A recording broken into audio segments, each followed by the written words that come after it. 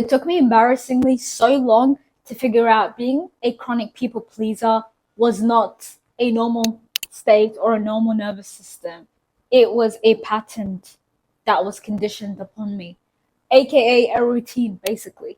This will be a practical video on how you can take practical action to heal your nervous system. Also, one thing that I wish I knew is it's not just about meditation, it's not just about reflecting, it's not just about journaling. If you're not backing your action towards your nervous system by actually doing things in 4K in your everyday to day life, how are you going to let your nervous system facilitate those actions and be used to certain behaviors so it becomes a pattern and it becomes your normal default state? Because remember, the survival mode nervous system that you have was nothing but a repeated state that obviously over time became a habit, and everyone knows a vibration that gains momentum becomes a rhythm, and then after a rhythm it becomes a part of you, who you are, an identity. This is why a lot of people say if you attack people's beliefs or identities, it's like you're almost attacking them, you know.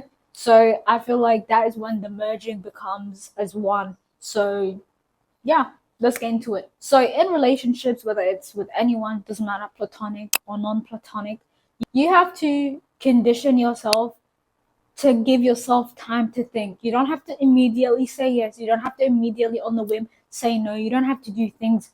It's okay to think. It's okay to say I have to think. And I feel like when you've been raised in like as a people pleaser, as in survival mode, you're so quick to react, you're so quick to give answers, you're so quick to do certain things that you don't have time to actually think from your holistic, intuitive side of your brain, which is the higher consciousness that connects you to God. A lot of people are so quick, just to do certain things. This is why in the ghetto or in, like, for example, black communities or whatever, it's so prevalent for, like, if someone gets mad, they'll just shoot you. Do you see how crazy that?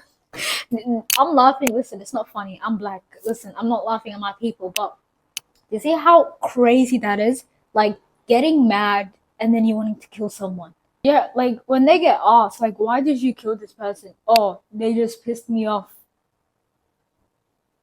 Yeah, it's crazy. This is why it's so. What I've noticed in survival mode or ghetto areas, or what I'm trying to say. They're so reactive.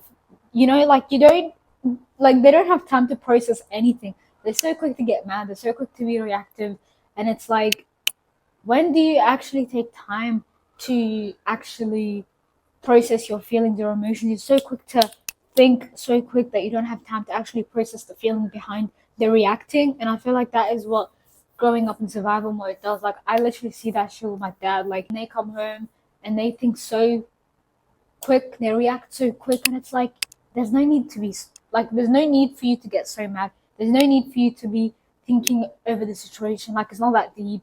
I feel like that ability to literally pause and reflect is not a muscle that was really trained for them.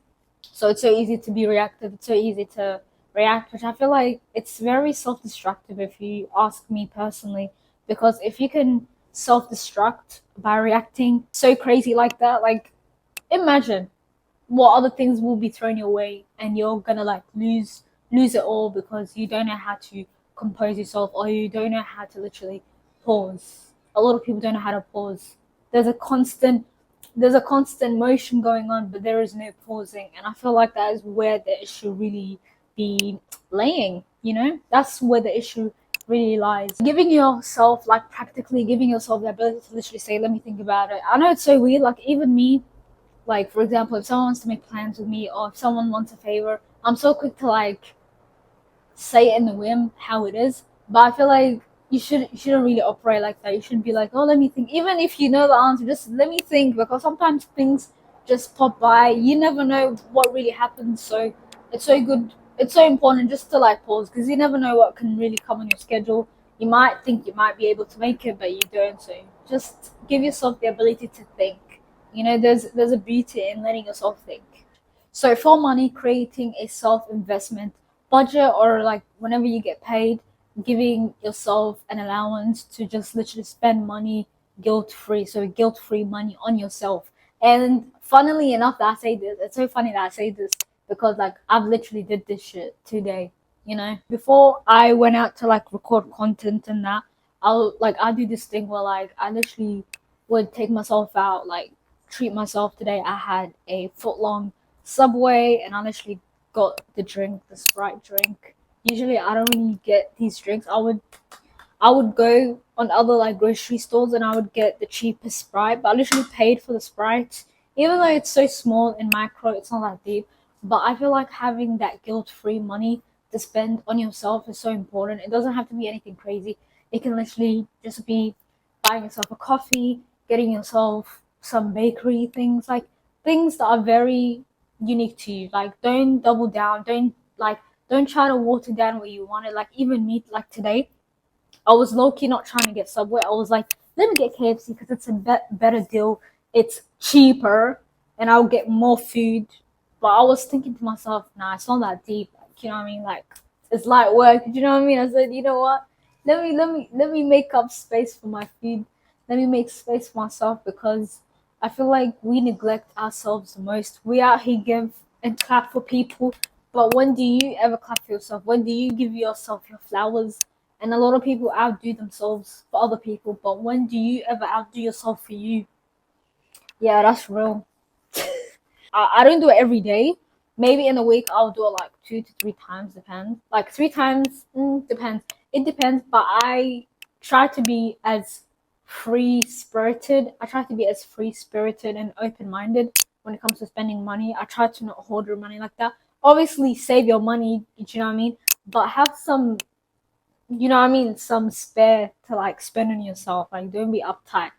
You know what I mean? Like money's already it's an illusion. So yeah. So that is one thing. Another thing is negotiating when you want a better deal or you just want to negotiate. So like before, I'm not gonna lie, let's just say if someone like the Subway situation. Today I forgot to tell the girl who was doing my Subway to wrap the sub, like the foot long, separately. I told her like I forgot to say it, and then as I left, I was about to go to my car, but I said nah. That's what I initially wanted. Even though I forgot, I can still come back. I'm worthy. Like I'm worthy to come back and still change my mind. It's fine. It's a service at the end of the day, and it's not that big of a deal. Like I need to prove to myself like I'm worthy of things. It's not every day that I should diminish myself or just play small. Even as small as getting the straw. Do you see the straw inside of the Sprite? I know it sounds funny. Like I was so quick on not getting the straw from like the OTR section, the service station, uh, because they had like a bowl of straws and I didn't want to get it because I felt like I was just like, like too much movements.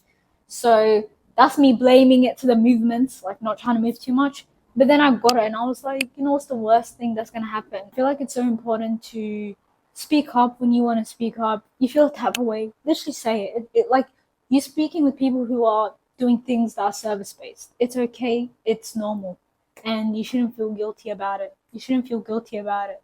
You're just speaking your mind, you're not being rude, so try to teach yourself so you can unlearn being quiet or being not speaking your mind. Also, another thing I also learned to like help my nervous system regulation is communicating my intentions or my boundaries very, very clear at the start and saying it as it is without feeling the type of way about how someone else might take it in, because communicating a boundary or saying something very clearly, like in terms of just communication itself, I feel like it's very, very important. And a lot of people sleep on communication because they really be under communicating, let's be honest, and over expecting. Like so something as small as, let's just say, a friend wants to come over or anyone wants to come over to you, or they want to link up with you, or they want to take time out of your day or whatever.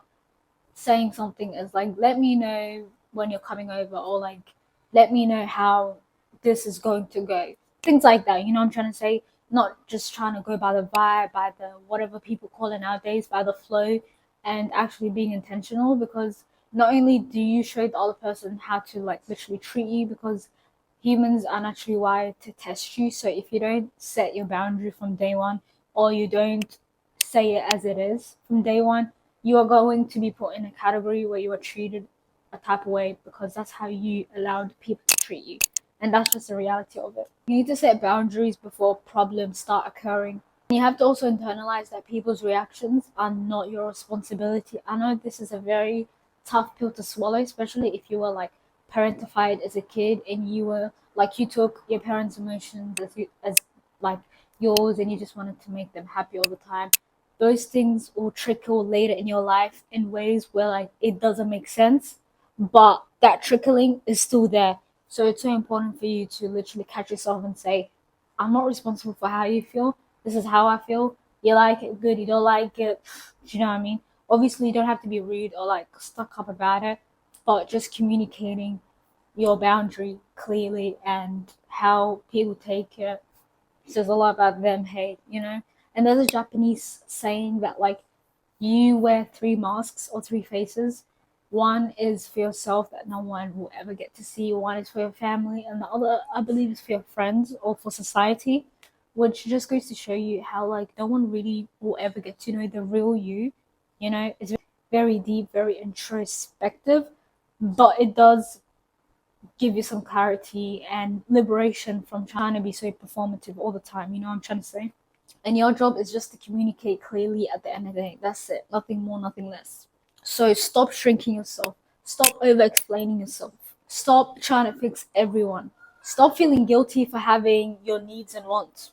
It's okay. And I feel like I used to struggle with that a lot. Like that part, especially. Like, why do I feel guilty for needing what I want? Especially expecting things that I wanted a certain way. Why do I feel guilty for it, you know? And remember, you are worthy of help, you are worthy of support, you are worthy of love, you are worthy of abundance, you are worthy of boundaries and success.